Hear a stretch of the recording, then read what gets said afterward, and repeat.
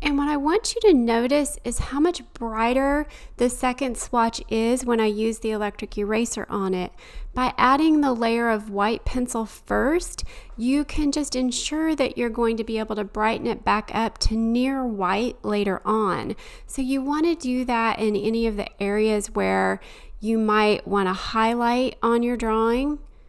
And there's nothing wrong with the first swatch either. You don't always want to put a layer of white down first, just where you're going to want those bright highlights, because notice how much texture the eraser creates.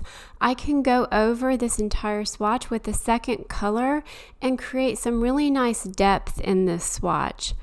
I have found that using this technique really enhances the realism of my drawings, because rather than having one solid color, I've got this really nice blend.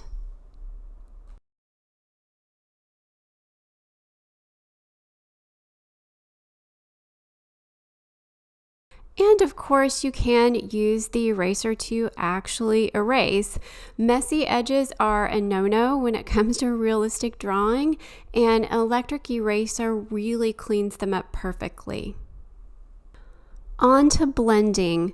When you think about colored pencil work, you might imagine a drawing that has a very grainy finish. Take a look at a few of my finished drawings.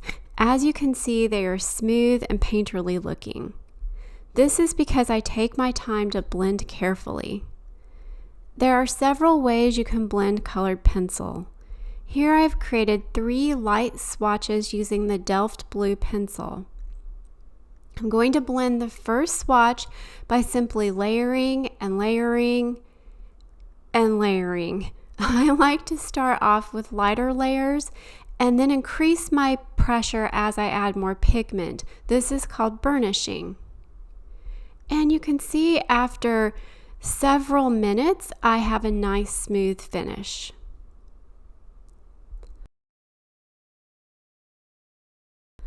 A second way to blend is with a blender pencil like this 𝗪𝗪𝗣𝗘𝗦𝗪𝗏 Splendor. This blender works similarly to burnishing, only these blender pencils are unpigmented. I added a bit more pigment to the swatch and then used the blender pencil to get rid of the graininess.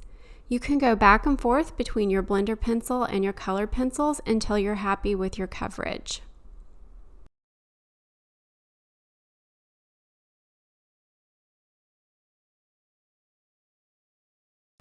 My favorite way to blend, and a big part of my process, is to use a solvent. Again, I'm adding a bit more pigment to the swatch. The solvent will work by breaking down the binders in the pigment, and you need to make sure you have enough pigment on the paper for it to do its job. You will want to look for an odorless paint thinner or odorless mineral spirits.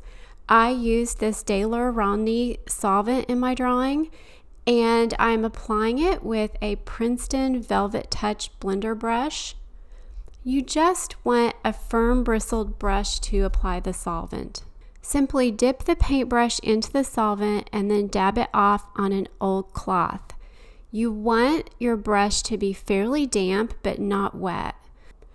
Otherwise, it can remove too much of the pigment from your drawing and dilute the vibrancy. Notice how the solvent dissolves the pencil pigment to create a nice smooth layer.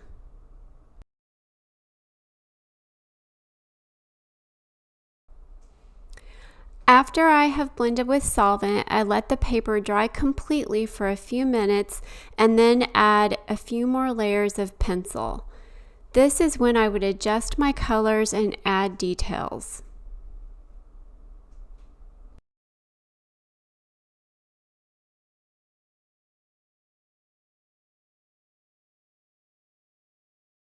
This was just a sampling of some of my favorite colored pencil techniques that you can begin to practice with right away.